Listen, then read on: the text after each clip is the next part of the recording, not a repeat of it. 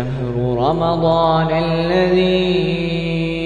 أنزل فيه القرآن هدى للناس وبينات من الهدى والفرقان فمن شهد منكم الشهر فليصم ومن كان مريضا أو على سفر فعدة من أيام أخر يريد الله بكم اليسر ولا يريد بكم العسر ولتكملوا العدة ولتكبروا الله على ما هداكم وَلَعَلَّكُمْ تَشْكُرُونَ اعوذ باللہ من الشیطان الرجیم بسم اللہ الرحمن الرحیم فمن اظلم ممن کذب علی اللہ وکذب بالصدق، پھر اس سے زیادہ کون ظالم ہے جس نے اللہ پر جھوٹ بولا اور سچ کو جھٹلایا جب سچ اس کے پاس آیا۔ کیا ان کافروں کے لیے جہنم میں کوئی ٹھکانہ نہیں؟ اور وہ شخص جو سچ لے کر آیا اور جس نے اس کی تصدیق کی، یہی لوگ بچنے والے ہیں۔ ان کے لیے ان کے رب کے پاس وہ کچھ ہے جو وہ چاہیں گے، یہی نیکی کرنے والوں کی جزا ہے۔ السلام علیکم ورحمۃ اللہ وبرکاتہ۔ دورہ قرآن میں آج ہم پارہ نمبر 24 کا آغاز کریں گے، اور اس پارے کے آغاز میں سورہ زمر ہی ہے۔ سورہ زمر ہم نے 23ویں پارے میں بھی پڑھی، اس کا بقیہ حصہ 24ویں پارے میں ہے۔ اور سب سے پہلے پارے کے آغاز میں ہی اللہ تعالیٰ نے فرمایا کہ سب سے بڑا ظالم کون ہے؟ سب سے بڑا ظالم وہ ہے جس نے اللہ تعالیٰ پر جھوٹ باندھا، اور جب سچی بات اسے پہنچا دی گئی تو اس نے اسے جھٹلایا۔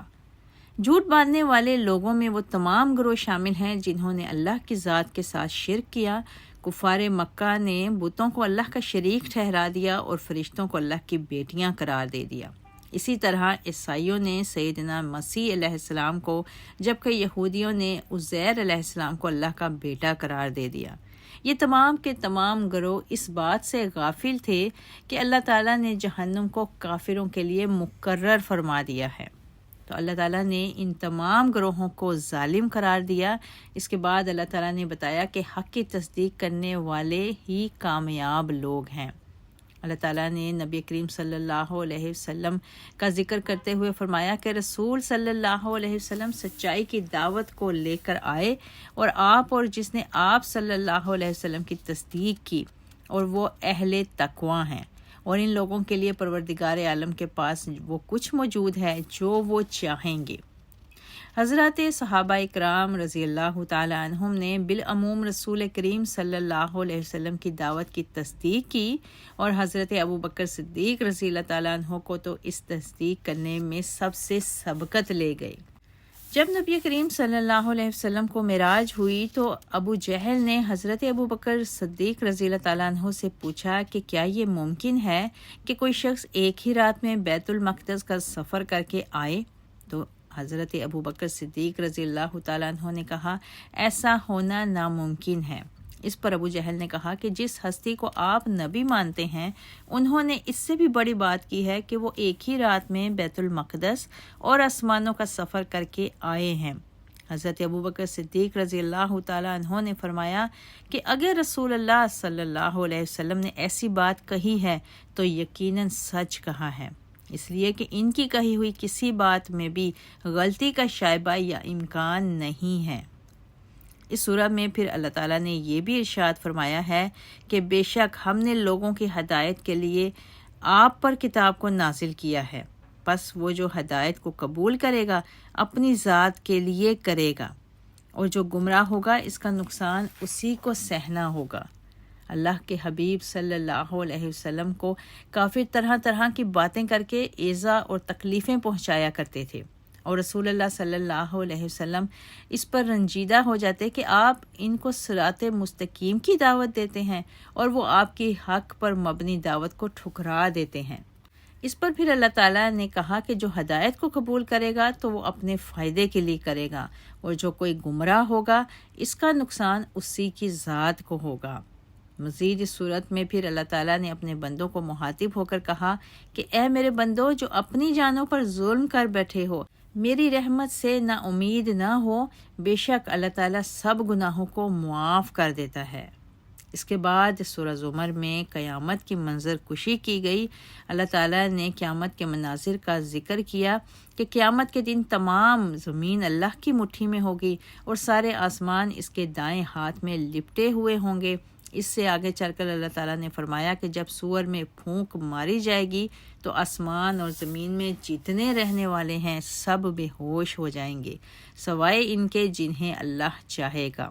پھر دوسری بار اس میں پھونک ماری جائے گی تو وہ کھڑے ہو کر دیکھنے لگیں گے اور زمین اپنے رب کے نور سے روشن ہو جائے گی اور تمام اعمال نامے رکھے جائیں گے اور انبیاء اور شہداء لائے جائیں گے اور ان کے درمیان حق کے ساتھ فیصلہ کیا جائے گا اور ہر جان کو اس کے کیے کا پورا بدلہ دیا جائے گا۔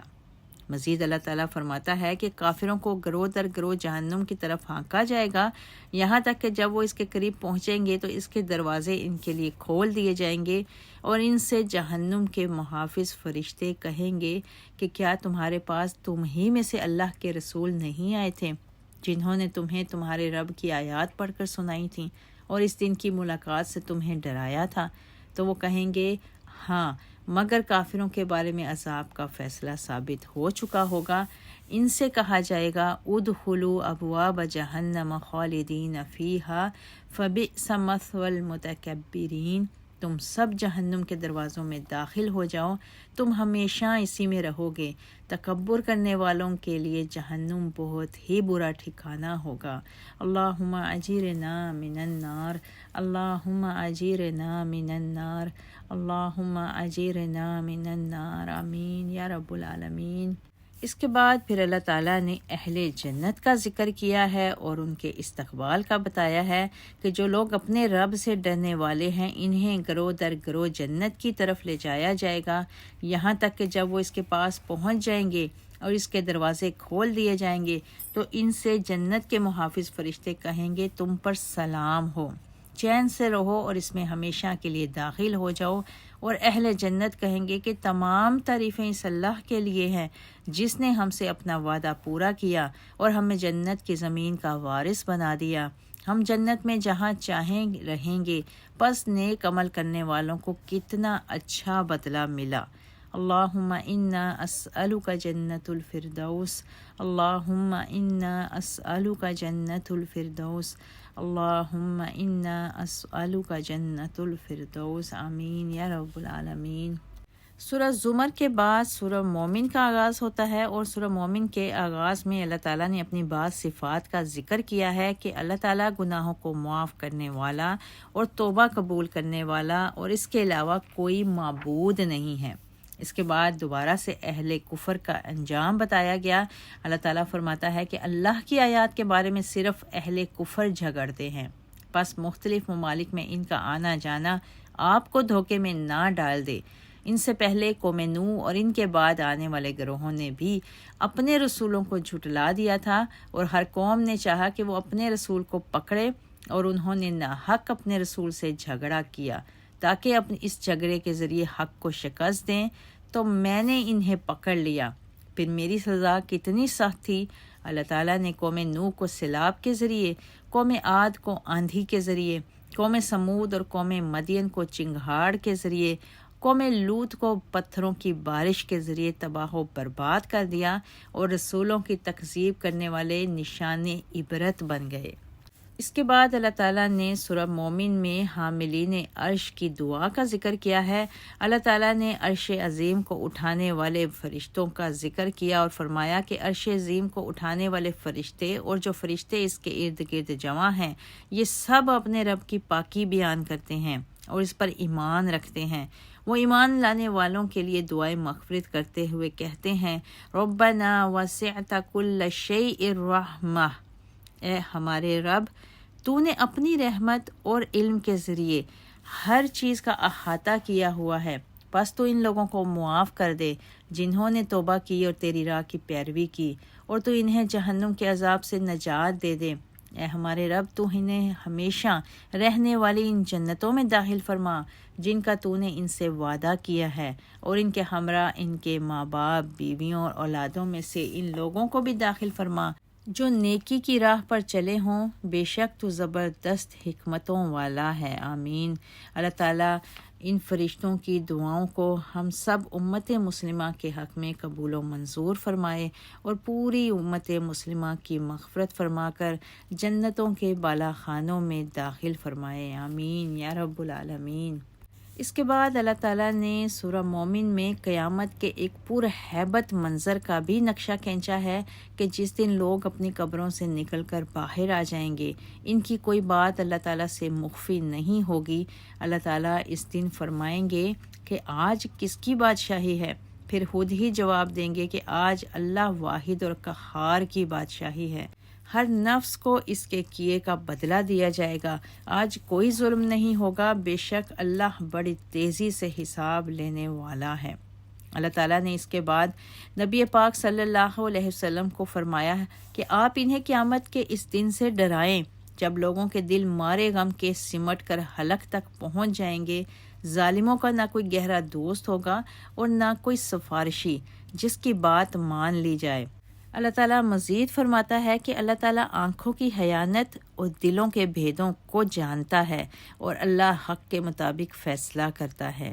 مزید اس صورت میں اللہ تعالیٰ نے فرمایا کہ اللہ تعالیٰ کی آیات کو جھٹلانے والے لوگ کافروں کے علاوہ کوئی نہیں ہوتے، اور زمین پر ان کے ٹھاٹ باٹ اور شاہانہ انداز زندگی کو دیکھ کر انسان کو گمراہ نہیں ہو جانا چاہیے۔ اس کے بعد اللہ تعالیٰ نے فرعون کے اس عزم کا بھی ذکر کیا کہ اس نے جناب موسیٰ علیہ السلام کو شہید کرنے کا ارادہ کیا تھا، تو جناب موسیٰ علیہ السلام نے فرعون کو جواب دیتے ہوئے فرمایا تھا کہ میں اپنے اور تیرے پروردگار کی پناہ طلب کرتا ہوں اور ہر اس متکبر کے شر سے جو یوم حساب پر یقین نہیں رکھتا۔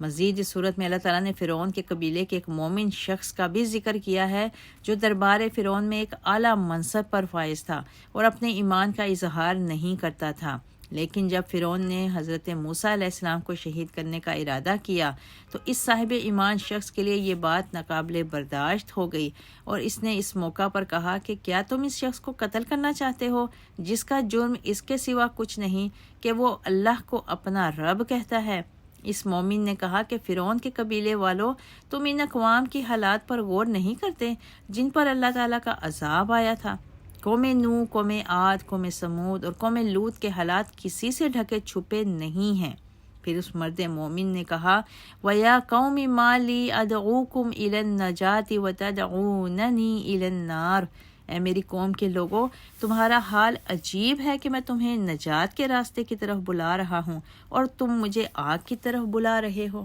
اس کے بعد پھر اس نے کہا کہ ایک وقت آئے گا جب تم میری کہی ہوئی نصیحت کی باتوں کو یاد کرو گے، اور جہاں تک میرا معاملہ ہے میں نے اس کو اللہ کے سپرد کر دیا ہے۔ اللہ تعالیٰ اپنے بندوں کے احوال کو پوری طرح جاننے والا ہے۔ اللہ تعالیٰ نے اس مومن کو فرعون کے ظلم و ستم سے نجات دے دی اور فرعون اور اس کے قبیلے والوں کو برے عذاب سے مبتلا کر دیا۔ یہ اب عالم یہ ہے کہ صبح اور شام آگ کو آل فرعون پر پیش کیا جاتا ہے، اور جس دن قیامت قائم ہوگی فرعون اور اس کے قبیلے کو شدید عذاب میں داخل کر دیا جائے گا۔ استغفر اللہ۔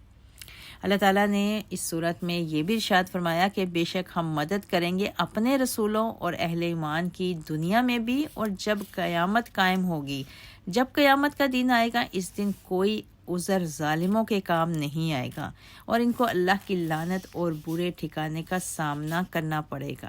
اس کے بعد اللہ تعالیٰ نے اس بارے میں اعلان فرما دیا کہ تم مجھے پکارو، میں تمہاری دعاؤں کو سنوں گا۔ بے شک وہ لوگ جو اللہ کی عبادت سے تکبر کرتے ہیں ان کو جہنم میں داخل کر دیا جائے گا۔ اس کے بعد اللہ تعالیٰ نے جہنم میں جانے والے مجرموں کے احوال کا بھی ذکر کیا اور کہا کہ ان کو زنجیروں سے جکڑ کر آگ میں پھینک دیا جائے گا۔ ایک تو آگ کا عذاب ہوگا اور اس پر اضافہ یہ کہ اس میں گرفتار حالت میں رہنا پڑے گا، اس وجہ سے ان کی تلخیوں میں کئی گنا اضافہ ہو جائے گا۔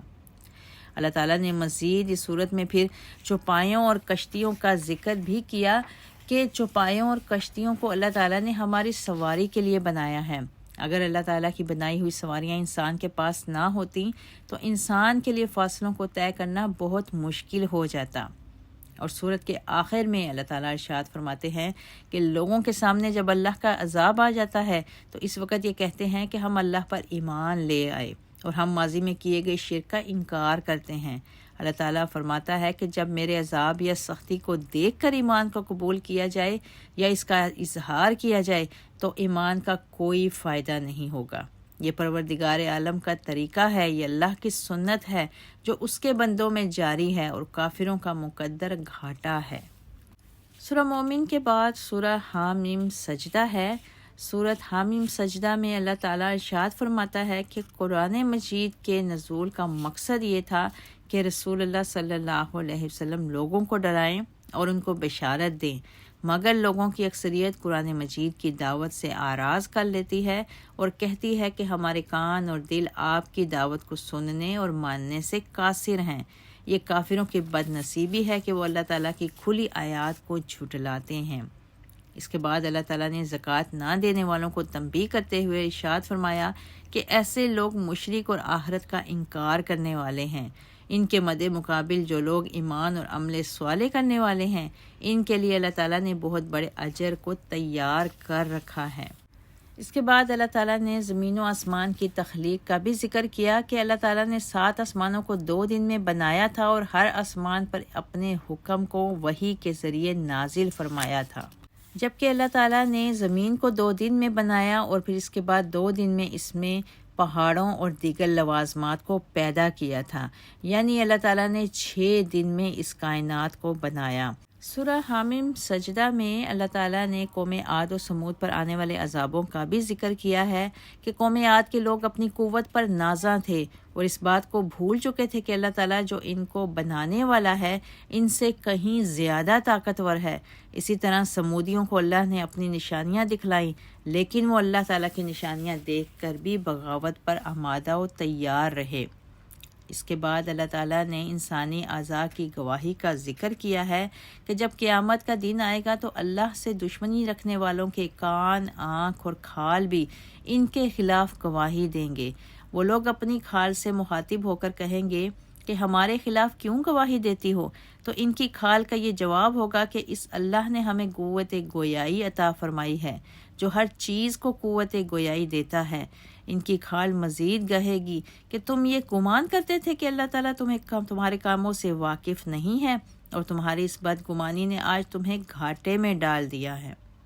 اور اس کے بعد اللہ تعالیٰ اہل استقامت کے لیے اللہ تعالیٰ نے خوشخبری بتائی ہے۔ اللہ تعالیٰ ارشاد فرماتا ہے کہ بے شک جن لوگوں نے کہا کہ ہمارا رب اللہ ہے اور انہوں نے اس پر استقامت کو اختیار کیا تو اللہ تعالیٰ ان پر موت کے وقت فرشتوں کا نزول فرمائے گا اور فرشتے ان کو کہیں گے کہ نہ ڈرو اور نہ غم کھاؤ، تم کو جنت کی بشارت دی جاتی ہے جس کا تم سے وعدہ کیا جاتا تھا۔ ہم تمہارے ساتھ تھے دنیا میں بھی اور آخرت میں بھی، اور اس جنت میں تمہارے لیے وہ سب کچھ ہے جس کا تم سے وعدہ کیا جاتا تھا۔